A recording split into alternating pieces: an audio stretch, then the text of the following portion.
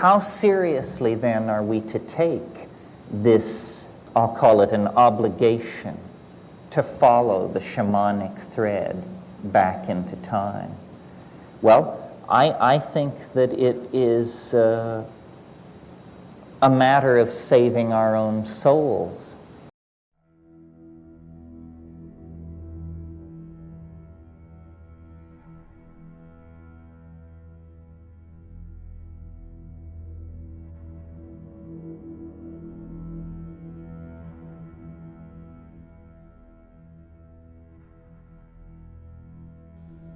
A video with the word shamanism in its title may seem hopelessly niche, appealing only to a small group of academic stoners, new age philosophers, or maybe nerds who write D&D campaigns that are inspired by those mystical, mythical, and multifarious medicine men from all around the world, who anthropologists have clumsily grouped under a single term borrowed from the Tungus people of Siberia, a term that might be translated as savant, Gnostic, sage, but means knower, or one who knows, since Sha in that language means know.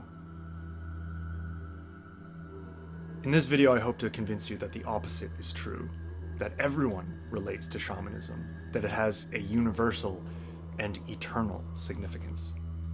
My argument is simply that shamanism, insofar as it can be defined by one thing, is defined by this one thing: oneness. Shamanism is the will to oneness, and the shaman is the master of synthesis. Horizontally, shamans bring synthesis to the tribe, to the nation, to the species, and to nature. But vertically, the shaman brings synthesis between worlds, between the material and immaterial, between natural and cosmic forces. It is a realm of inquiry that answers questions as broad and as deep as: what is the purpose of the human race? What is our proper etiquette with nature? How does time work? Do we live in a purely material universe, or is there such thing as spirit? Wherefore the epidemic of addiction in our society? Are animals people with psyches of their own? And lastly, what is the fate of the human species and all life on this planet? If any of these niche topics interest you, then please, I invite you to watch on.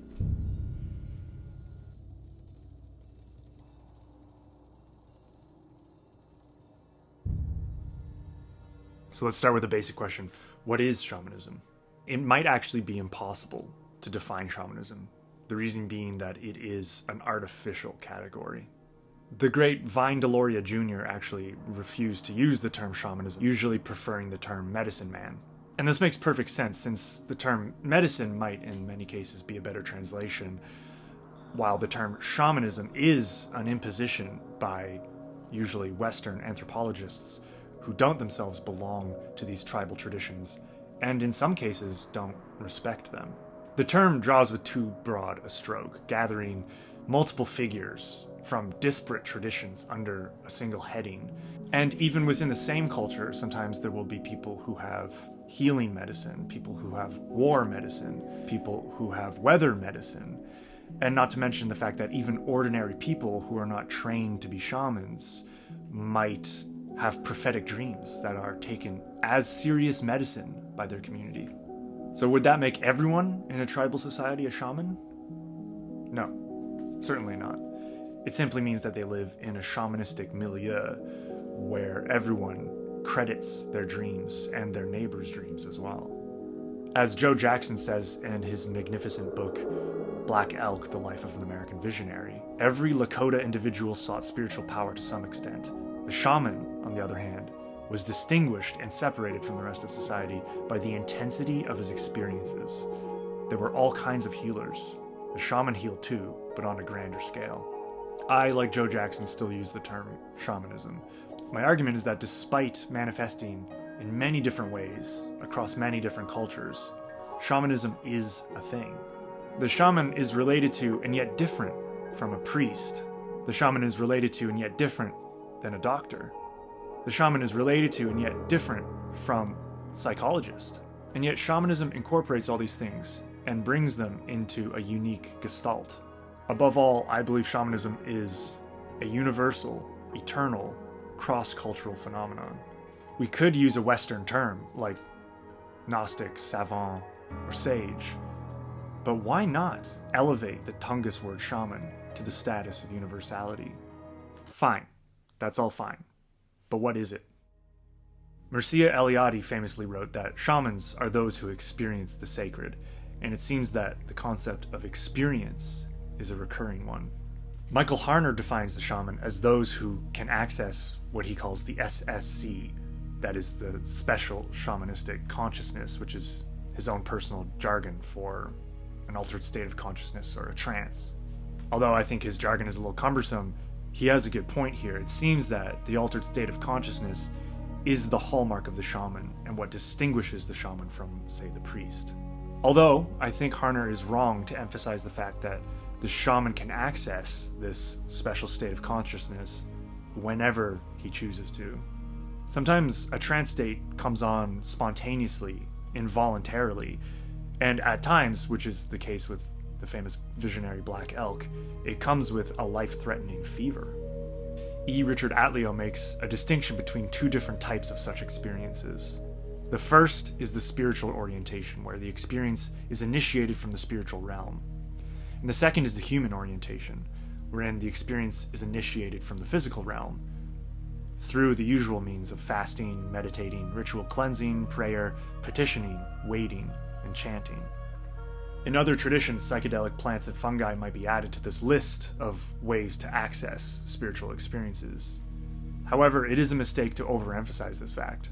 Although the psychedelic experience is a recurring theme, and in some cultural contexts being completely central, it is not ubiquitous, and it never occurs without the proper preparations. As noted by Joseph Tafur on the Shipibo tradition of the Amazon, before the shamans drank, they sang into their ayahuasca. In Spanish, this is described as soplando la ayahuasca, blowing into it to infuse it with their intentions for the ceremonial healing. Thus, I think writers like Terence McKenna are actually wrong to equate shamanism with such psychedelic experiences. Although he is correct in picking up Mircea Eliade's definition of the shaman as the master of ecstasy, because the trance state is by definition ecstatic, regardless of the means by which it is accessed. Ecstasy comes from the Greek word ekstasis, which is usually translated as outside of oneself, which suggests some sort of movement outside of the physical body, or even beyond the physical realm. And this gets straight to the heart of what all shamanistic traditions share. It is a belief in and a personal, intimate experience of a non-physical world. In this world, a man himself is nothing. And there ain't no world but this one. You're wrong there, Top. I've seen another world. The shaman is the one who, by various means, accesses this other world, this spirit realm, this dream world, as the Australians call it, the dream time. It is everywhere conceived of as a timeless world, or the world of the ancestors, the underworld, or the overworld.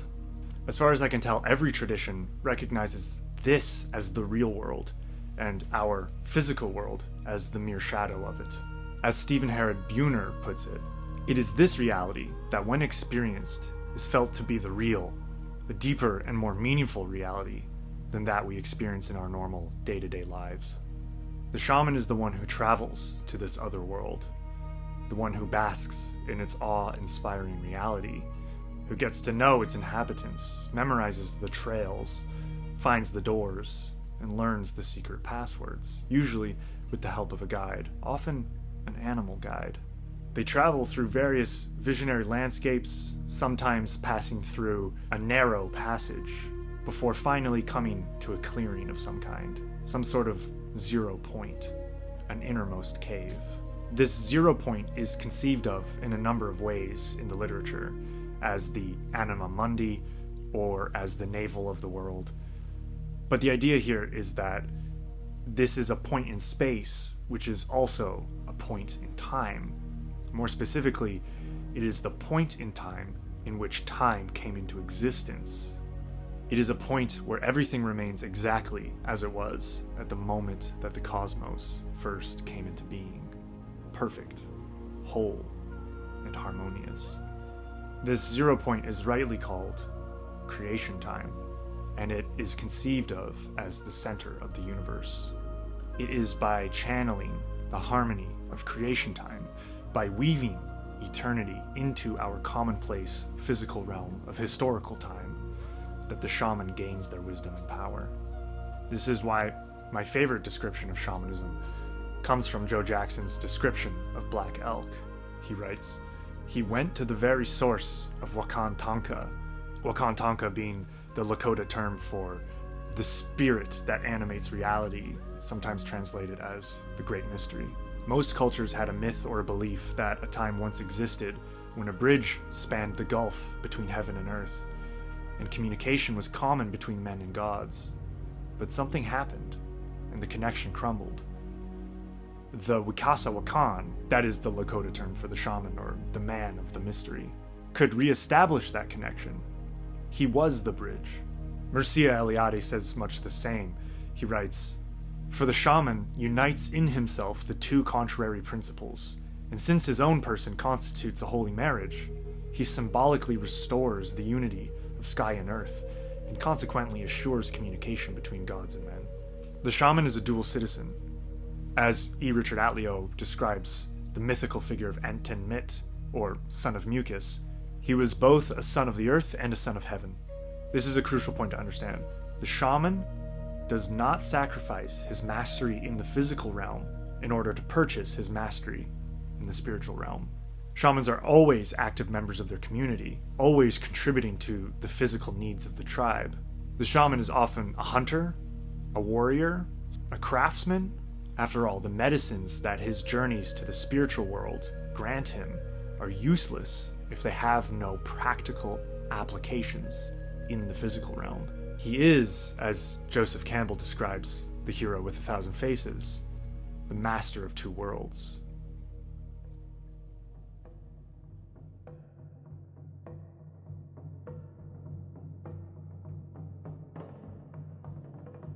Question for you.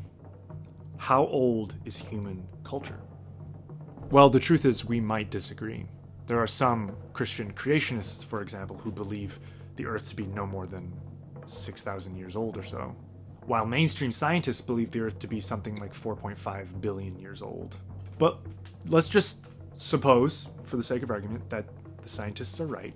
That would mean humanity appeared on this planet something like 300,000 years ago, in Africa, and spread from there to every corner of the globe to evolve into the hyperactive, babbling, image-making, and image-consuming creatures that we are today. Remember to like and subscribe. My question is, at what point in that 300,000-year-old story did we begin to speak? When did we begin rocking out on drums, painting in caves? At what point did we begin telling lies, jokes, stories? When did we start doing a culture? Well, the truth is, we don't know for sure. Music and speech don't leave much of a material trace, and there's good reason to think that these auditory arts came first. So for a moment, let's just narrow our search to those arts that do leave a material trace, like cave paintings. What are the oldest cave paintings? Well, we might disagree on that too. But according to the always correct and never wrong Wikipedia, the oldest cave paintings have been dated to at least 64,000 years in Spain, 52,000 years in Borneo, 36,000 years in Russia, etc., etc. But those are just the paintings. In terms of shrines, burial sites, tools, things get much older.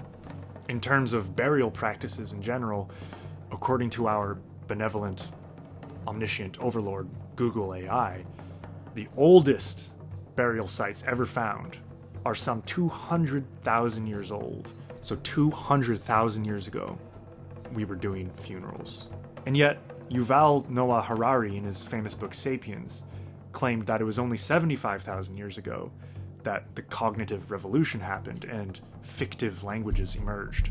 But personally, I find it pretty hard to believe that we were doing funerals before we had fictive languages.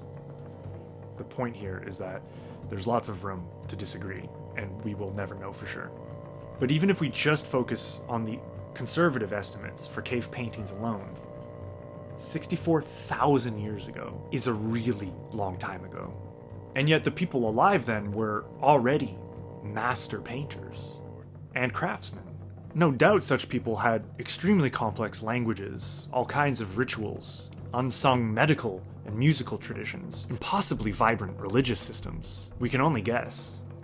But there is one thing that we do know, it seems unanimous in the scholarship, and it's worth underscoring here, that these caves, where we find such paintings, are not simply caves that were used for shelter. These ancient caves were primarily used for ritual, ceremony, and initiation into the shamanistic cult. In a word, these were shamanistic caves. One awe-inspiring detail that most of us who have not visited such caves for ourselves don't necessarily know is the sheer size of these caves. These are not shallow grottos. These are labyrinths. And the journey through the cave complex into the inner sanctum was itself the spiritual initiation. Leroy Gourand describes the journey through one such cave. Spelunking. Yeah, cave diving. To reach the sanctuary, a veritable expedition with full speleological equipment is required. One must toil for more than an hour, crossing little lakes, moving along narrow ledges, and climbing over slippery stalagmites several yards long, before reaching a low entrance that opens on a very narrow tunnel. Robert E. Ryan, in his magnificent book *The Strong Eye of Shamanism*, describes such journeys as conducive to altered states of consciousness.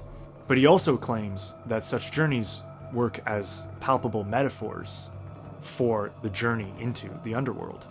But what's even more shocking, and I do mean shocking, is the realization that such caves are not the earliest shamanistic caves. They can't be. For one thing, the artwork in these caves clearly seems to be that of a people who already refined their arts for many generations. These are not the first tentative scribbles ever made. These are mature works of art with a clarity and consistency of style. The key thing to realize here is that such shamanic caves have been found all over the world, and that they often use very similar styles, techniques, and are sometimes accompanied by identical ritual practices and mythological motifs. This fact is difficult to deny. If we accept it as a fact, then one of two things must be the case. Either, as the materialist would suggest, the explanation for this global spread of very similar ritual art can be explained by the fact that there was an even older common ancestor to all these disparate cultures, that there was a kind of first human shamanistic culture that perhaps goes as far back as the time before we separated into clans and migrated across and out of Africa. If you're interested in this interpretation, I highly recommend Gordon White's book, Starships. On the other hand, as the idealists might suggest, this is as close as we'll ever get to real, hard evidence that these aren't just platitudes or Joseph Campbell fan fiction, that there is genuinely something timeless about shamanism. It might be that shamanism's motifs, rituals, philosophy, social purpose is something that is intimately intertwined with what it is to be a human. It would imply that wherever humanity goes, shamanism will follow. If you're a Jungian, this might be because shamanism reflects the form and function of the human psyche. But if you're a shaman, this might be because shamanism reflects the form and function of the cosmos. I believe that both of these things are true. That there is an ancient and forgotten African Paleolithic first human culture that was, in some important way, shamanistic, or at least proto-shamanistic. And yet, at the same time, shamanism is something that can emerge spontaneously in any culture in the world, regardless of its genealogy. The shaman's stamp of authority and authenticity is never guaranteed by their ancestral or genetic line, although that is often the case. But their authority and authenticity is only given by the efficacy of their medicine. Not everyone can become a shaman. However, shamans can appear anywhere in any generation.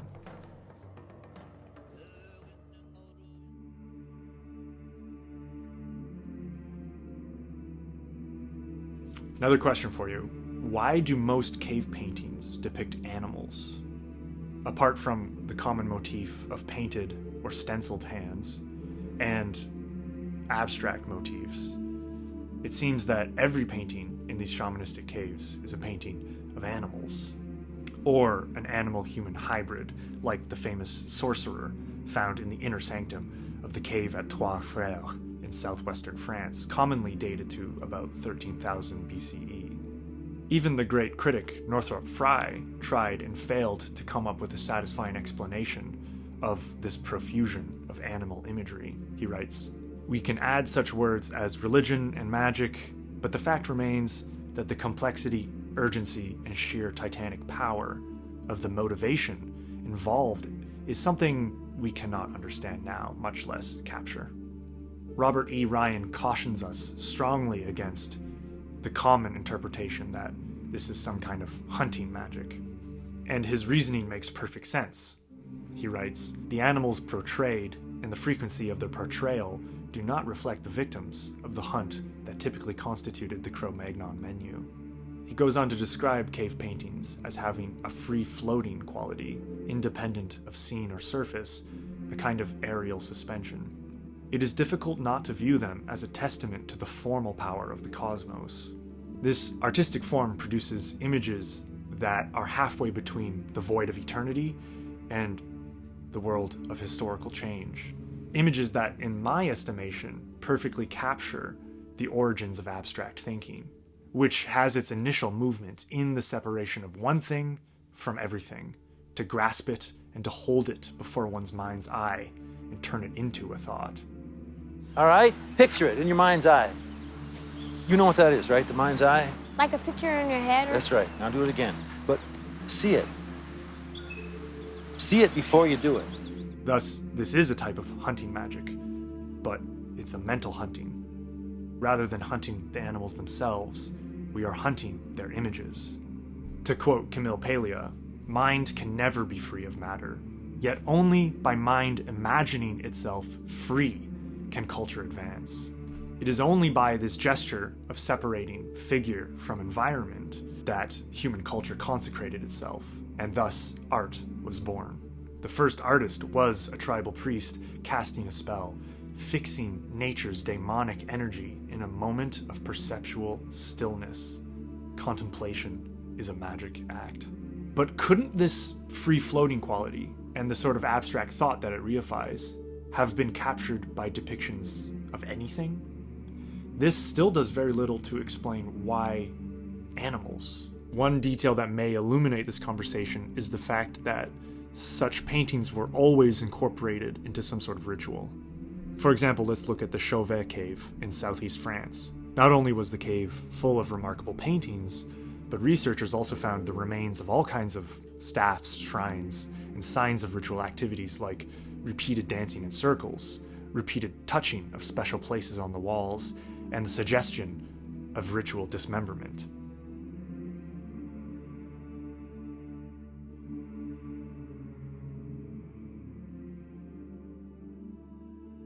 These are all motifs that we see repeated elsewhere in the world. But what's of special interest about the Chauvet cave is, to quote Robert E. Ryan again, "This site may also give us an even deeper glimpse into the prehistory of human religion, for in this cave was found the skull of a bear, positioned on a rock, in the middle of one gallery, suggesting purposeful placement and perhaps an underlying ritual. Similar ritual uses of bear bones have been found all over Eurasia, as far east as northern Japan. Other animal bones can be found in shamanistic contexts, but there does seem to be an overemphasis on bears in Eurasia. Emil Bachler sees this as possible evidence of some sort of bear cult, specifically a bone offering cult, inspired by the mystical thoughts and feelings of an old Paleolithic population. Thoughts involving transcendental, super-sensual ideas. And so it seems we may be confronting here what is truly a first. In the Elder Paleolithic, the original offering cult, namely of mankind. Although there may be something special about bears, being, in most cases, the largest and most fearsome predators in an ecosystem, I'm not willing to risk it all on bears. However, what does seem to be obvious is that the original human cult was an animal cult.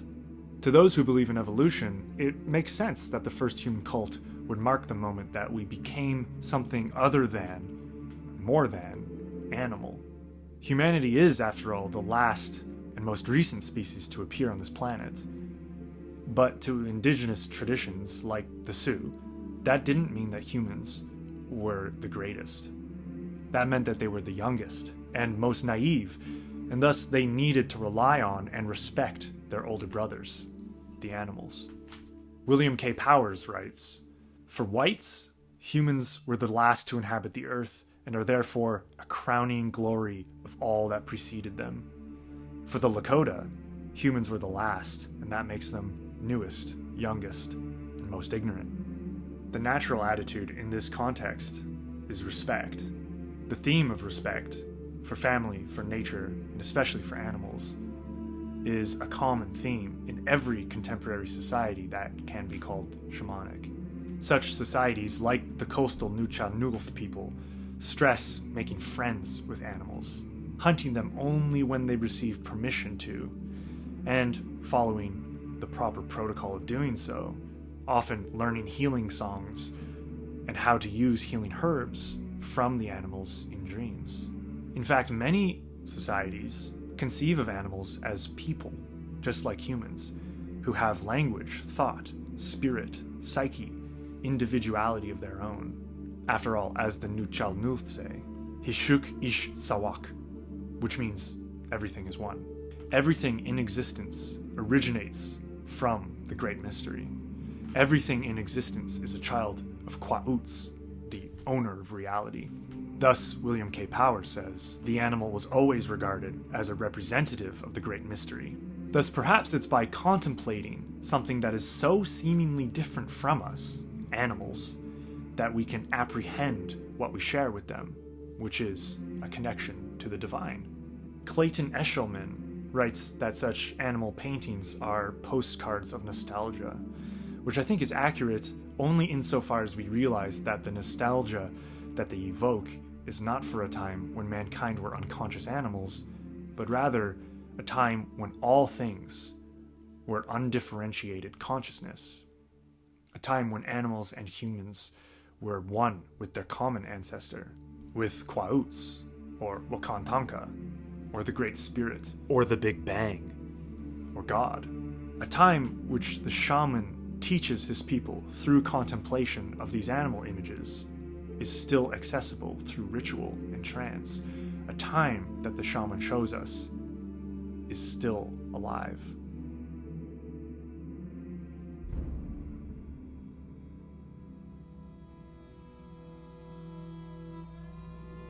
Another question for you. Who are the shamans of today? Well, the easy answer to that is the shamans are. The assumption that shamanism is only a phenomenon of the past wheedles its way all too often into such discussions.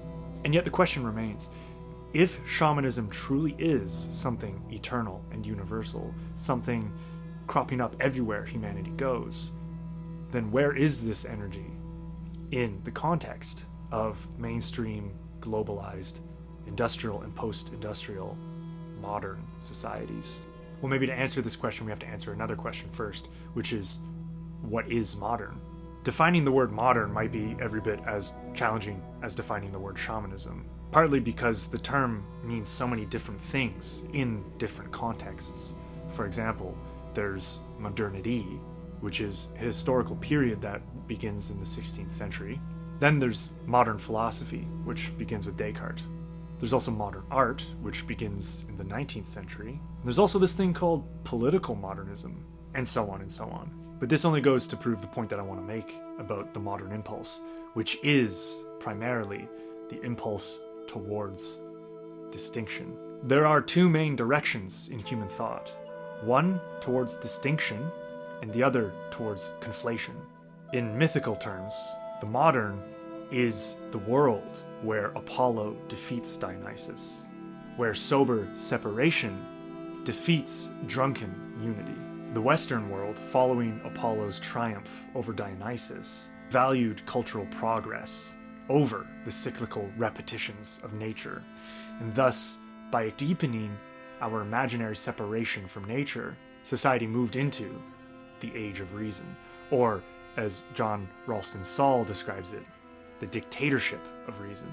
Saul claims that reason began abruptly to separate itself from and to outdistance the other, more or less recognized human characteristics: spirit, appetite, faith, and emotion, but also intuition, will, and most important, experience. It has reached a degree of imbalance so extreme that the mythological importance of reason obscures all else and has driven the other elements into the marginal frontiers of doubtful respectability.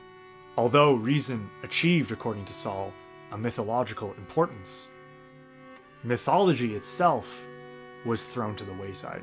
According to Clement D.J. in A History of Philosophy, modern civilization begins only after the leaving off of telling tales, or to put it a different way, the breaking away from mythology. With mythology goes the worldview that it engenders, namely the animistic, magical, or shamanistic worldview. The consequences for abandoning shamanistic worldviews and ritual practices, according to Terence McKenna, is the root cause of the superabundance of addiction in modern society. Without such ritual practices and worldviews, we all feel like pilgrims without a destination, searching for the trails that lead into the other world, nostalgic for something that we can't quite name. The fixation on reason and its hyperactive logic of distinction may also be the root cause of the tidal wave of mental illness crashing upon the modern mind.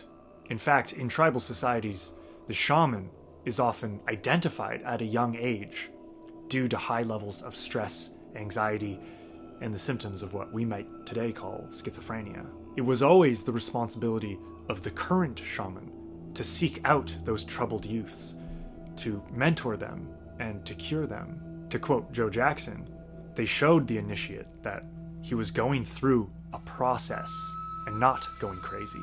Initiation was the cure. It's worth repeating this point. Initiation into shamanhood was the cure for mental illness.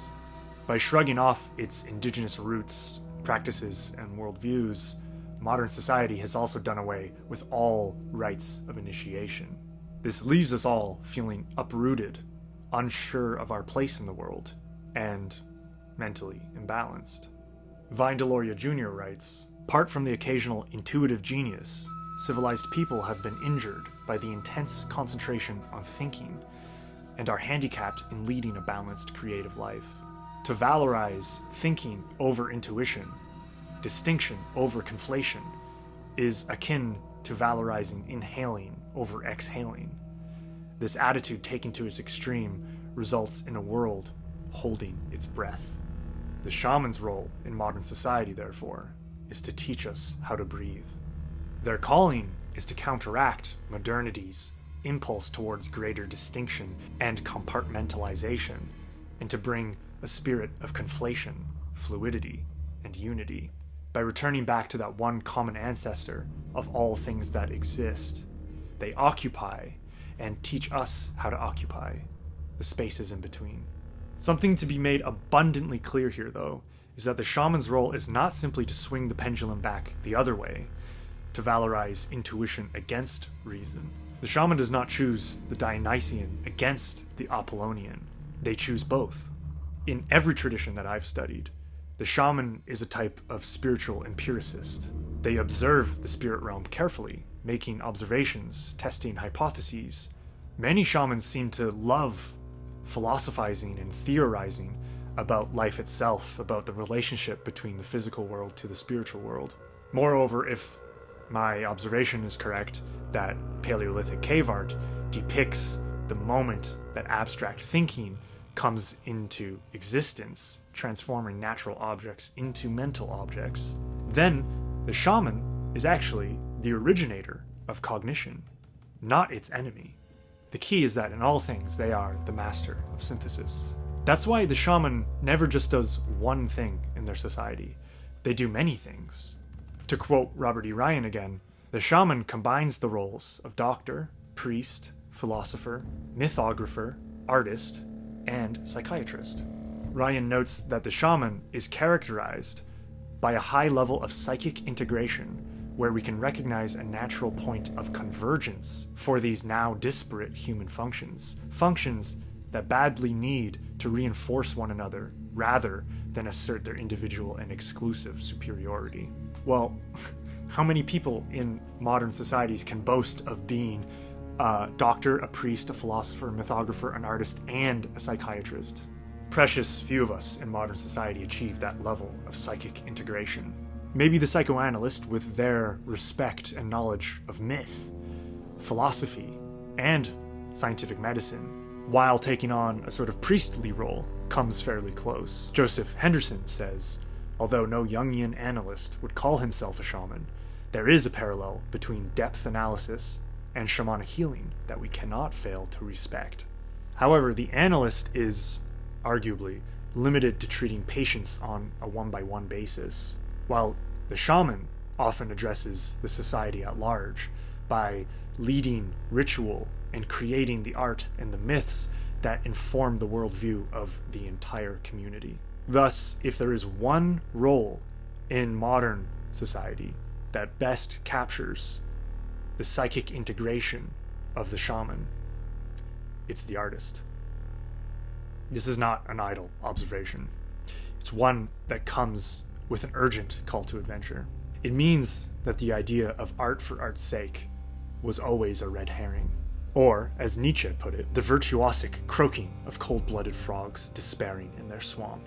It means that the artist must aim higher, far higher. The artist must aim for the goal of balancing the cognitive and the intuitive, of balancing the individual and the collective, of balancing nature and cosmos. To the artist falls the task of redeeming our species. As Terence McKenna put it, it is now clear that new developments in many areas, including mind-machine interfacing, pharmacology of the synthetic variety, and data storage, imaging, and retrieval techniques, are coalescing into the potential for a truly demonic or angelic self-imaging of our culture.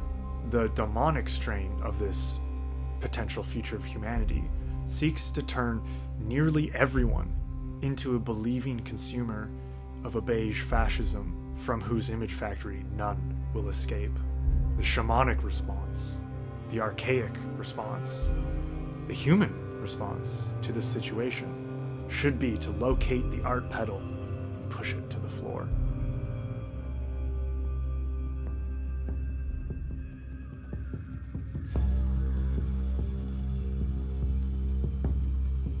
Now the question becomes this. If art can save the world, then why hasn't it? Perhaps it has. Or perhaps saving the world is a slow process that we cannot see because we are in the middle of it. Or perhaps the mass arts, dominated by a consumerist logic, like pop music, novels, films, and video games, are mired in questions of profit and sales, and thus cannot afford to allow spiritually informed, visionary artists to have free reign. If the latter suggestion has any truth to it at all, then it would suggest that a certain type of art can save the world. Now, it might be easy to see what type of art can't save the world. That would be profit-driven, spiritually inert, incurious, and artless art. Paint is paint.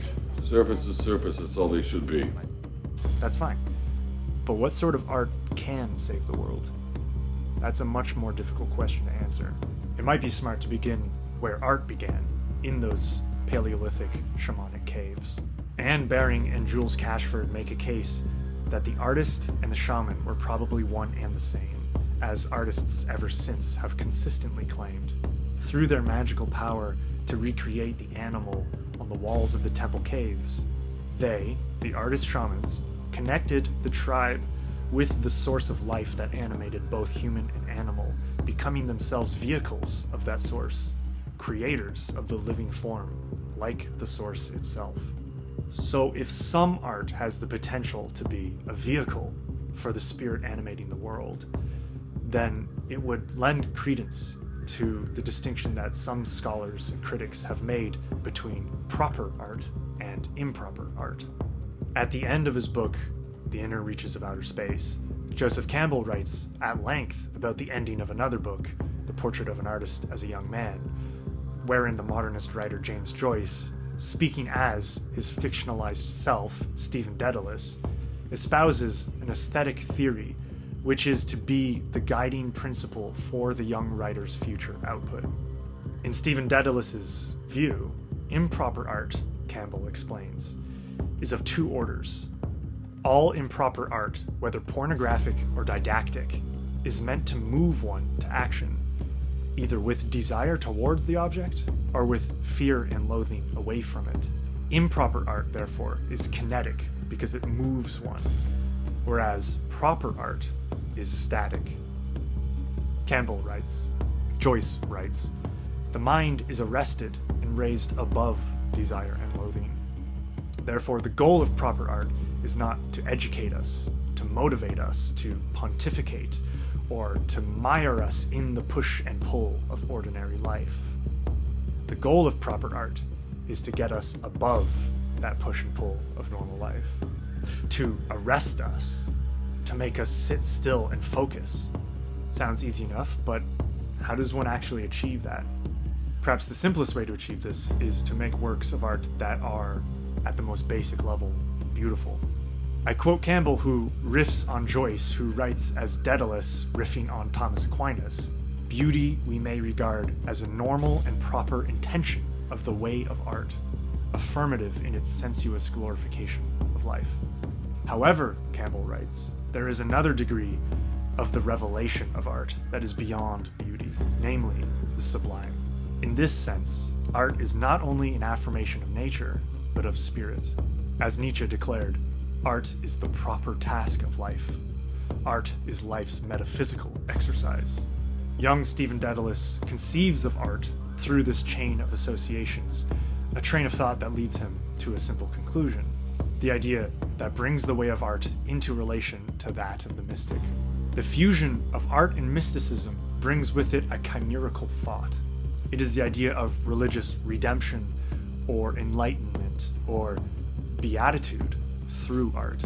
This is not to make a religion out of art with its own dogmas, but just the opposite. It's to transcend dogma.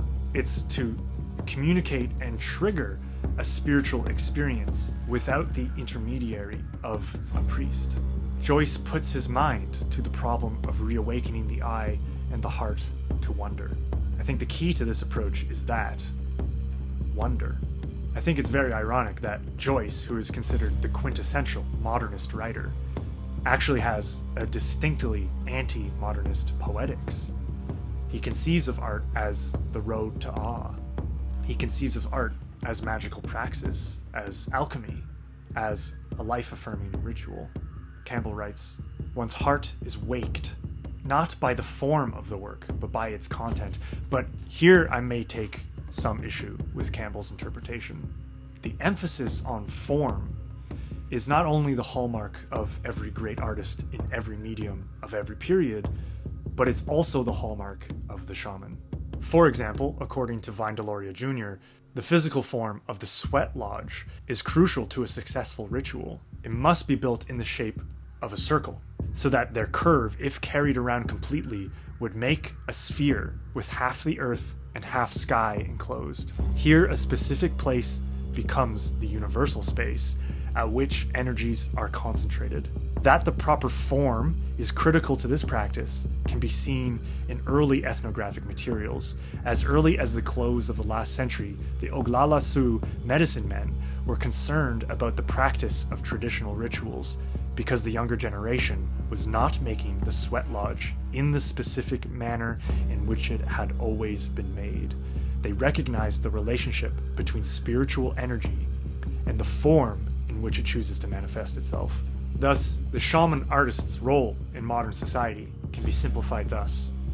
It is to find and create the proper form to house spirit, to puncture the veil separating the physical realm from the spiritual realm, so that the audience might experience, through the physical matter of the artwork, wonder, and thus awaken their own intuitive mind and free us from the dictatorship of reason. What's the point of writing poetry then, if you could just as well read instructions on how to polish your shoes? If you want people to have shiny shoes, you want to write those kind of very good instructions. And if you want to polish other parts of yourself, you do it with poetry. Now, this doesn't mean that every shamanic work of art is incredibly serious. We must keep our medicine good. In fact, many shamans in different cultural contexts doubled as clowns. And going even further, for my 2 cents, I think that there actually is a place for what we call improper art.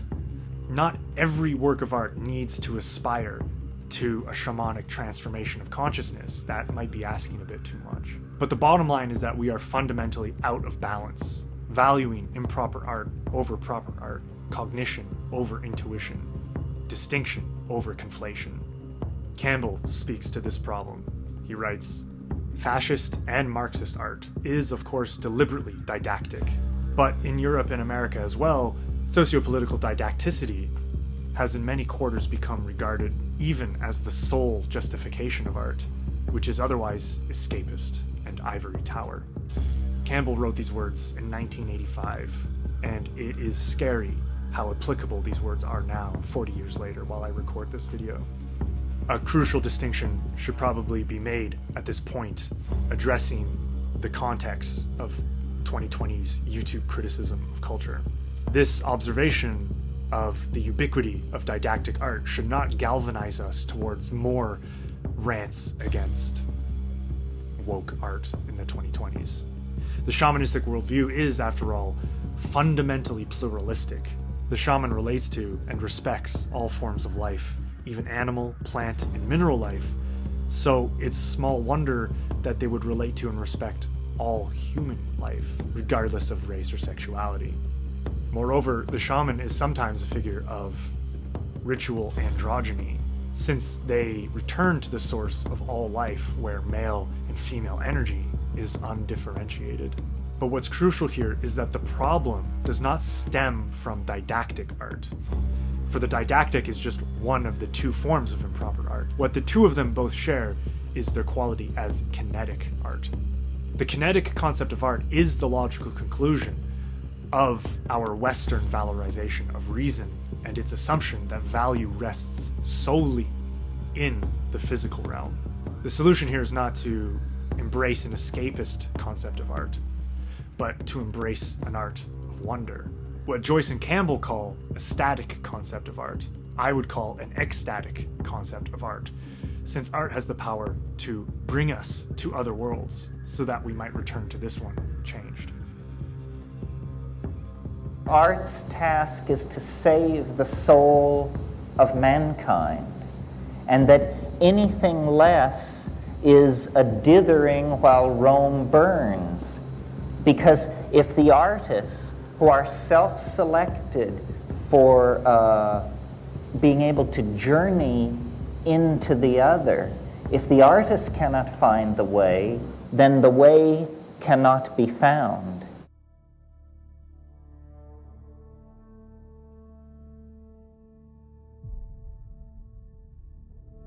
One last question for you. What's more important, protecting ancient traditions or creating new ones? Maybe you think we should be doing both, protecting ancient traditions and building new ones.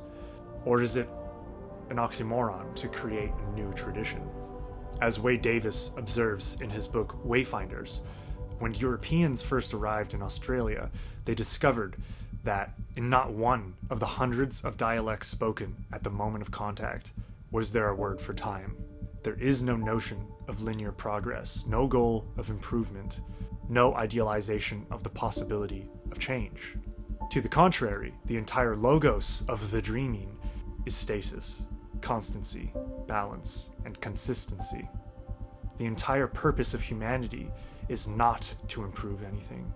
It is to engage in the ritual and ceremonial activities deemed to be essential for the maintenance of the world precisely as it was at the moment of creation. The word religion literally means to bind one back, meaning back, and legare meaning to bind. Thus, all religion seeks to bind us back to the origins of the world. Yet this remains an open question, because as Terence McKenna observes, the shaman is actually the source of novelty in any society, rather than the guardians of changeless ancient traditions. How else can we account for the various different cultural configurations of shamanistic societies around the world, if not by the creative impulse of the shamans themselves, who direct the myths and the rituals of any society? In either case, things are changing. The disenfranchisement has happened. Colonization occurred. There is no going back to the way things used to be. Vine Deloria Jr. admits that even on the most traditional reservations, the erosion of the old ways is so profound that many people are willing to cast aside ceremonies that stood them in good stead for thousands of years and live in increasingly meaningless secularity. The consumer society is indeed consuming everything in its path. But that doesn't mean that we should forget.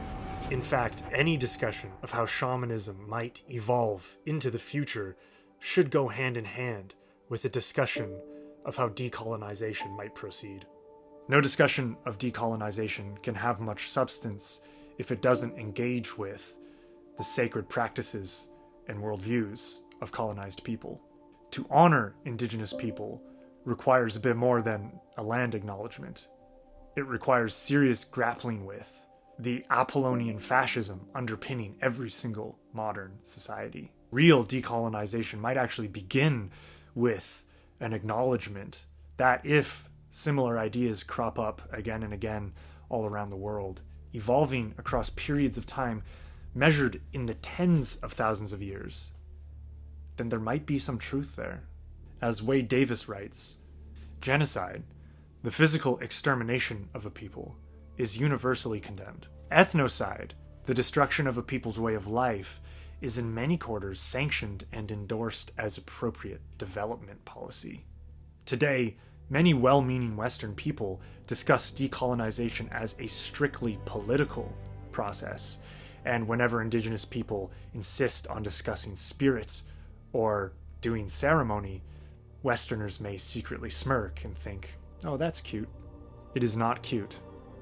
It is powerful, and it demands a complete reorientation of our materialistic worldview.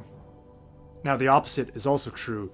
Decolonization is an empty term unless it's accompanied by real, serious policy. But we must also recognize that the most significant changes begin with us, with the people, with the soul. Change is not merely a gift granted from above, but a slow evolution of the culture back into balance between the conscious and the unconscious, between spirit and matter. As Tyson Yunkaporta writes, the assistance people need is not in learning about Aboriginal knowledge, but in remembering their own. Everyone on this planet, regardless of your nationality or your ethnicity, has some claim to a shamanic ancestry. It's time for us all to enter that cave and journey towards that inner sanctum. The phrase, God works in mysterious ways, can be reversed to say the mystery works in godly ways. In either case, there is something ultimately unknowable about the universe, and yet at the same time, there is a center to this chaos. There is a place that is a time that is the beginning of everything. No matter how much things change, creation time will remain the same. Even when things seem hopeless, when the world promises a dozen apocalypses around the next corner, remember that the wholeness of creation cannot be shattered.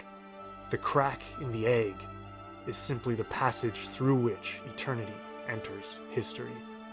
Even if humanity were wiped off the face of the earth, the great mystery would go on, unfolding the sensuous glory of life unending.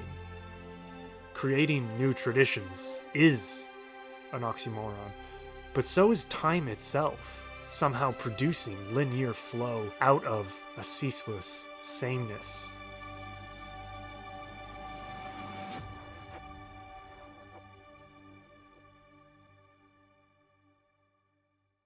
We must make new traditions that embrace this endless change, while simultaneously continuing to remember, learn from, and practice every tradition that still exists. Don't let anyone force you to choose between these two wings, between tradition and progress, between distinction and conflation, between inhale and exhale. Breathe and find your own way into eternity.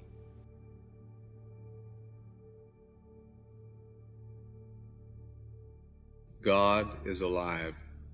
Magic is afoot. God is alive. Magic is afoot. God is afoot. Magic is alive. Alive is afoot. Magic never died. God never sickened. Many poor men lied. Many sick men lied. Magic never weakened. Magic never hid. Magic always ruled. God is afoot. God never died. God was ruler. Though his funeral lengthened, though his mourners thickened, magic never fled. Though his shrouds were hoisted, the naked God did live. Though his words were twisted, the naked magic thrived. Though his death was published round and round the world, the heart did not believe. Many hurt men wondered, many struck men bled. Magic never faltered, magic always led.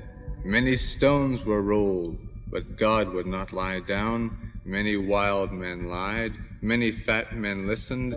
Though they offered stones, magic still was fed. Though they locked their coffers, God was always served. Magic is afoot, God rules. Alive is afoot, alive is in command. Many weak men hungered, many strong men thrived. Though they boasted solitude, God was at their side. Nor the dreamer in his cell, nor the captain on the hill. Magic is alive.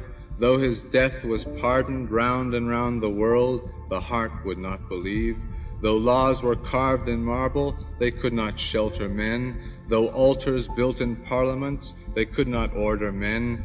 Police arrested magic, and magic went with them, for magic loves the hungry. But magic would not tarry. It moves from arm to arm. It would not stay with them. Magic is afoot. It cannot come to harm. It rests in an empty palm. It spawns in an empty mind. But magic is no instrument. Magic is the end. Many men drove magic, but magic stayed behind. Many strong men lied. They only passed through magic and out the other side. Many weak men lied.